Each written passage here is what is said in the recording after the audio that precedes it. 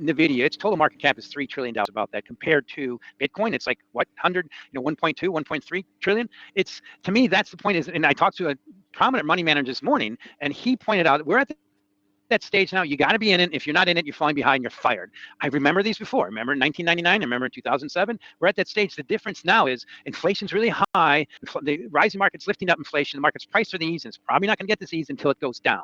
And the rest of the world has started. That's why it's all predicated on that stock market going up. But one thing I want to point out is when you're a money manager and you lose money on Apple or NVIDIA or some of the top 7, it's okay. I mean, everybody else is in it. You're great. But if you lose money in Bitcoin, that's not okay. Interesting. All right. So basically, just to summarize, these type of signals are, Mike, and you've been on the street for a long, long time. When it's this last ditch run to chase with no fundamental backing, that's usually the sign we're getting close to some sort of bigger top. Oh, yeah, I don't know what the inflection point is going to be. I think we're going to be similar to what I predicted. I was early in 2008, but nailed that one.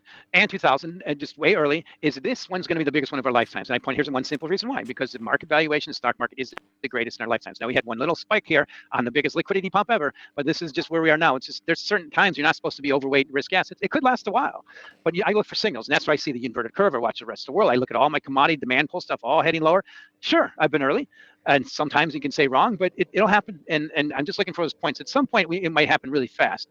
And that is, we just need, like this, we only have one little minor 5% correction in the stock market. We got to at least get through a 10% test. I like to call it test, and see who's wearing clothes. So the bottom line is, if and or we correct 10%, you should expect Bitcoin to drop by a third. Just look at the example. When Bitcoin dropped 5% just a little while ago, Bitcoin dropped 20%.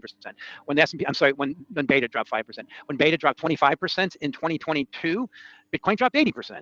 Maybe it's different this time. I like to say, prove it, show it to me. And now I'm showing the opposite. I'm showing that seeing the divergent weakness. Awesome, buddy. Wonderful. All right, let's end it right there. Great episode, guys. Great insight.